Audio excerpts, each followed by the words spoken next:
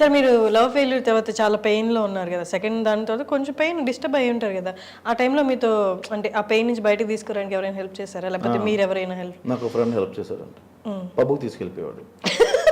ఎందుకురా అంటే ఇక్కడ చిన్న చిన్న బట్టలు వేసుకొస్తారా బాగుంటాయి అయ్యో అట్లా. సో అలాంటి వాళ్ళే బెటర్ అనిపిస్తుంది.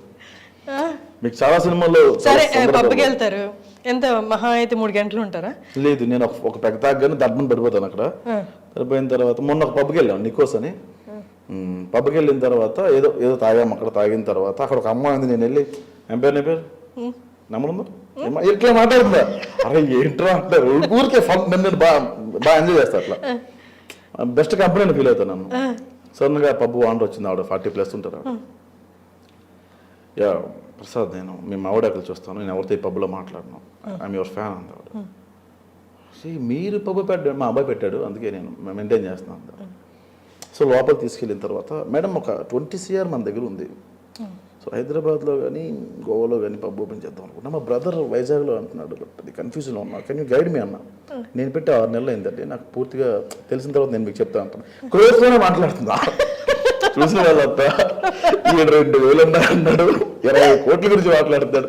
నేను చెప్పేది అబద్ధం నాకు తెలుసు, ఆయనకి తెలుసు, ఎదురుగా ఆవిడకి కూడా తెలుసు. అట్లా బిహేవ్ చేసేవాడిని. సరే ఈ పబ్కి వెళ్ళారన్నారు, డివేట్ అవ్వడానికి ఆ పెయిన్ నుంచి. ఇలాంటివి చేసేవాడిని అక్కడికి వెళ్ళి, ఇలాంటివి చేసేవాడిని. నాకు ఒక గర్ల్ ఫ్రెండ్ ఉండదు జాను అని. మేమిద్దరం పబ్కి వెళ్ళినప్పుడు తను వాష్రూమ్కో బయటకు వెళ్తే చికెన్ నాచోస్ అని ఆర్డర్ పెట్టాను. తను రిటర్న్ వచ్చినప్పటికీ అదే టేబుల్ మీద 20 ప్లేట్లు ఉండేవి. నేను వాళ్ళే బ్రో కానీ హ్యావ్ వన్ పీస్, తీసుకోండి బ్రో అనేవాడు. ప్లేట్ తీసుకొచ్చేవాడిని. అలా 20-10 ప్లేట్లు ఉండేవి.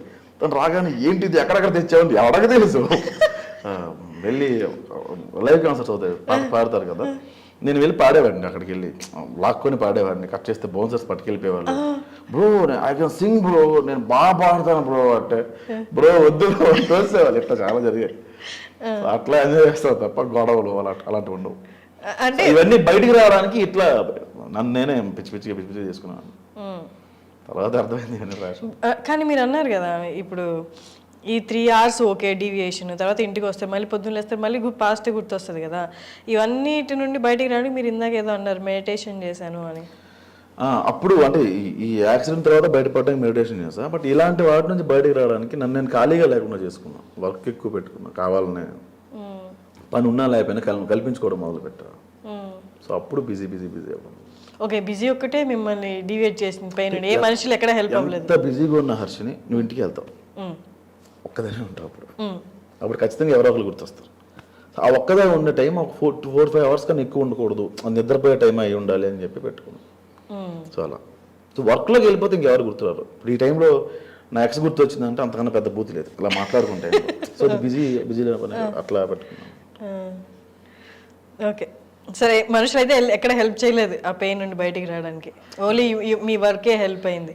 మీ పెయిన్ నాకు ఎంటర్టైన్మెంటే తప్ప ఇంకేముండదు. నువ్వు బాధ చెప్తుంటే నీ బాధలో నాకు ఇంట్రెస్ట్ ఉంటేనే వింటాను. ప్లస్ సార్ నాకు పిల్లం వదిలేసిందిరా, ఎలా అన్నదిరా అలా అన్నదిరా అంటే నాకు చిరాగేస్తారు. అవతల ఎక్కువసేపు చెప్తే రిపీట్గా చెప్తే చిరాగేస్తారు. లవ్ ఫెయిల్యూర్ కూడా మందు వేసినప్పుడు రిపీటెడ్గా అదే టాపిక్ చెప్తాడు, అతను అలా చేసిన తను అలా చేసిన. ఒకసారి వింటావు, అరే వదిలేరా యూ డిజర్వ్ బెటర్ అంటాం. వాడు నెలంతా తాగుతూ అదే పని చెప్తే చిరాగేస్తుంది మనకు కూడా. సో మన పెయిన్ ఎక్కువ సార్లు ఎవడు విండు.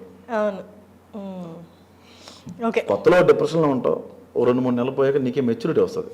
ఎందుకు అమ్మాయి కోసం బాధపడుతున్నాను, అమ్మాయి రాదో తెలుసు కదా, అట్లా మెచ్యూరిటీ వచ్చేస్తుంది దానికి. సో నెక్స్ట్ స్టెప్ తీసుకుంటాడు, అయితే ఎదుగుతాడు లేకపోతే ఆత్మహత్య చేసుకుంటాడు. సింపుల్. అయితే పెళ్లి చేసుకోరా మీరు ఇంకా? I'm married. మ్యారీడ్ అండి, మ్యారీ వరీడ్ అదే కదా మా ఆవిడ అంటే. నేను రియల్ లైఫ్లో అడుగుతున్నా. మ్యారీడ్. ఓకే, ఎప్పుడు ఏ ఇయర్లో? 2 years బ్యాక్. ఓకే, రీసెంట్లీగానే. అండ్ మావిడాకులు ఫస్ట్ ఎంతమందికి నెరేట్ చేశారు ఈ స్క్రిప్ట్? అంటే డిఫరెంట్ వాళ్ళు పిచ్ చేసి ఉంటారు కదా ప్రొడ్యూస్ చేయడానికి. సో ఫస్ట్ ఎక్కడ పిచ్ చేశారో అక్కడే సెలెక్ట్ అయిపోయి పట్టాలు ఎక్కేసింది. యాక్చువల్గా చిన్న స్టోరీస్లో కార్తీక్ అనే ఉంటాడు, నాకు బాస్ క్యారెక్టర్ చేస్తున్నాడు. ఆయన నాకు పిలిచి ఒక సిరీస్ ఏదైనా చేయొచ్చు కదా అంటే సింగిల్ VIP అని ఒకటి చేశానండి. పెద్ద ఫ్లాప్ అది అసలు వ్యూవర్షిప్ రాలా. నేను వేరే అబ్బాయిని పెట్టి చేశాను. తర్వాత వేరే లైన్ ఒకటి లైన్ చెప్పాను అంతే. ఒక అమ్మాయి అబ్బాయి విడిపోదాం అనుకుంటారు, కోర్టులో కండిషన్ పెడతారు 6 months కలిసి ఉండాలని. వాళ్ళు లివింగ్లో ఉంటే అలా ఉంటుందని చెప్పా. ఈ ఆఫీసు ఈ తోటకూర ఏం లేదు అసలు అప్పుడు. బాగుంది ఇచ్చేసి అన్నారు. ఓ పైలట్ కొట్టగానే ఇంకా కంటిన్యూ చేసేమన్నారు. ఎవరు కథ అడగల. మీ డైలాగ్ది ఎలా ఉండేది, రైటింగ్ అంతా కూడా ఏం అడగలేదు వాళ్ళు. మీరు దీనికి ముందు మూవీస్కి వర్క్ చేశారా? ఓ 15 సినిమాలు రాసుంటారు. ఓకే, మాకు తెలిసిన పేర్లు లేవు. పేర్లు అంటే నేను గోస్ట్ నేను యాక్చువల్గా. Okay okay. అంటే క్యారెక్టర్ పడుతుందేమో నేను రాసేవాడిని. సార్ నేను ఈ క్యారెక్టర్ నేను రాసుకోవచ్చా? నువ్వు మంచి ఆర్టిస్ట్ రాసుకోమా. మొత్తం కథ అంతా రాస్తే బేసిక్గా నేను ఎలా ఇచ్చేవాడిని అంటే, ఒక వర్షన్ రాయమంటే నేను ఒకటానికి 3 వర్షన్లు రాసేవాడిని. ఇందులో తప్పు ఉంటే వీళ్ళు అయిపోతారేమో, ఈ వర్షంలో ఇంకోటి పిక్ చేసుకుంటారేమో, అట్లా ఇచ్చేవాడిని.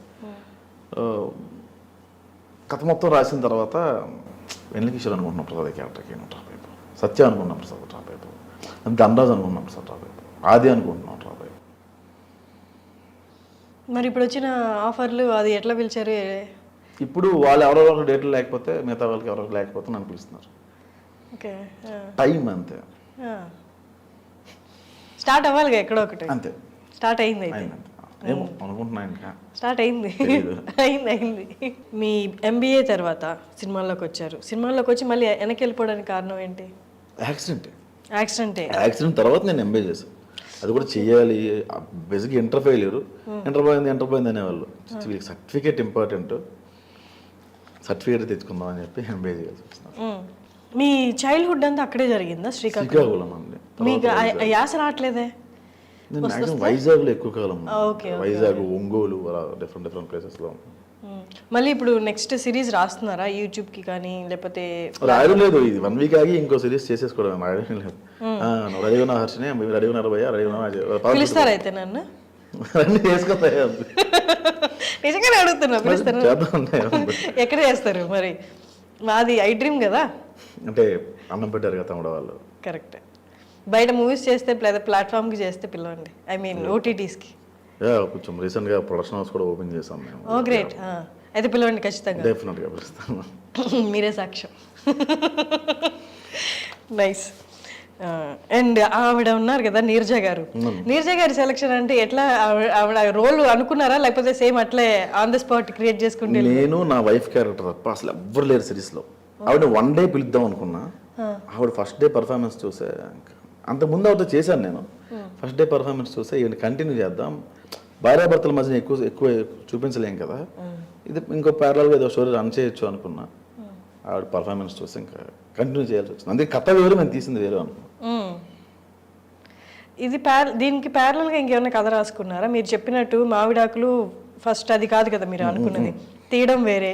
ఆ ప్రాసెస్ 3 episodes హిట్ అయ్యే వరకు మీకు అసలు గ్యారంటీ లేదు. అప్పుడు ఇంకేదైనా కథ మొదలు పెట్టేశారా? లేదు, అసలు ఏం రాసుకోవాలి. లైన్ చెప్పించాను అంతే, ఏది పేపర్ మీద పెట్టాల. మావిడాకుల్లో కూడా చాలా సీన్స్ పేపర్ మీద పెట్టాల, అక్కడికి వెళ్ళి తీసుకున్నా. అంటే వీళ్ళు అల్లు రమేష్ గారు తెలుసు కదా, మా మామయ్య గారు చనిపోయారు ఆయన రీసెంట్గా. ఆయన సినిమాల్లో బిజీ, ఆయన నీరజ గారు సీరియల్స్లో బిజీ. సో వాళ్ళు వచ్చిన దాన్ని బట్టి నేను కథ రాయాలి తప్ప రాయలేని పరిస్థితి. కింద 10 నిమిషాల కన్నా ఎక్కువ పెంచండి అన్నారు. నాకు 1 day షూట్, ఇంకో రోజు నాకు లేని పరిస్థితి. సో వాళ్ళు డేట్లు ఎవరు, అందులోనే చేయాలి. అట్లా ప్లాన్ చేసుకుని చేస్తాం. కథ రాసుకొని డైలాగ్ వర్షన్ రాసుకొని ప్రాపర్ స్క్రిప్ట్ ఉంటే కంటిన్యూగా షూట్ పెట్టుకోవాలి. అలా కాదు, ఉదయం 10 గంటలు పెట్టుకుని సాయంత్రం 8 గంటలు క్లోజ్ చేసేస్తే అట్లా చేయలేము. దీనికి లైన్ ప్రొడ్యూసర్ అని, లొకేషన్స్ తెచ్చేవాళ్ళని, అసిస్టెంట్ అని ఎవరు ఉండరు, అన్నీ మనమే చేసుకోవాలి. సో అందుకని ఎక్కడ ఈ ప్రాసెస్లో డౌట్ రాలేదా, ఈ వర్కౌట్ అవ్వదు అని, లేకపోతే వేరే ఏదైనా ఫీల్డ్ చూసుకుంటామని? బేసిక్గా వర్కౌట్ అవుద్ది అని ఏం చేయలేదన్న. మరి ఎట్లా లైవ్లీహుడ్ అదంతా ఎట్లా? మీరు ఇదే కదా ఫుల్ టైమ్ యాక్టర్ అండ్ రైటింగే కదా, మరి ఇది వర్కౌట్ అవ్వకపోతే ఎట్లా అని ఎక్కడ భయం లేదా? అంటే అవ్వదు అని థాట్లో రాలా, ఆ సెకండ్ థాట్ ఎప్పుడు లేదు. అంటే అవ్వకపోతే నెక్స్ట్ ఏంటి అని రాలా. మరి పాసిబిలిటీస్ చూసినప్పుడు వర్క్ లేని రోజులు లేవా చేతిలో? చాలా ఉన్నాయి.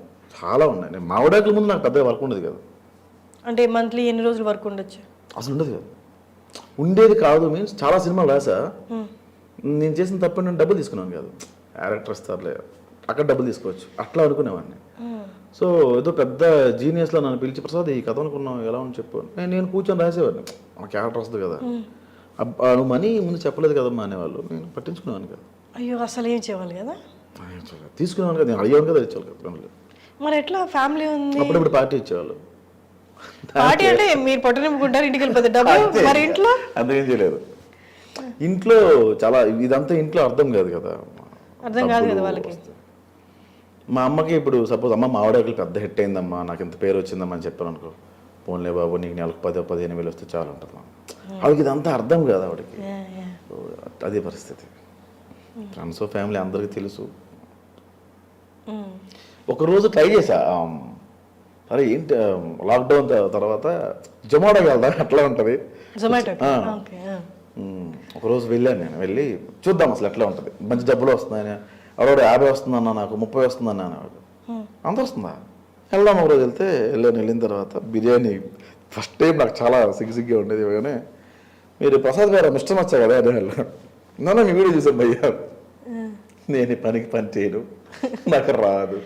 నువ్వు నామోషి ఫీల్ అయితే ఆ పని నువ్వు చేయలేము కదా, నామోషి పడాల్సిన వర్క్ అది కాదు కదా అది. ఏమో అంటే నన్ను గుర్తుపడతారేమో, వీడు జొమాటో చేసుకుంటున్నాడా అంటారేమో,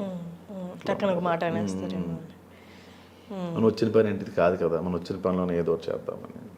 ఆ టైంలో కార్తీక్ అన్నం తమిళలో మేనేజర్ ఆయన, తను ఆఫర్ చేశాడు. ఓకే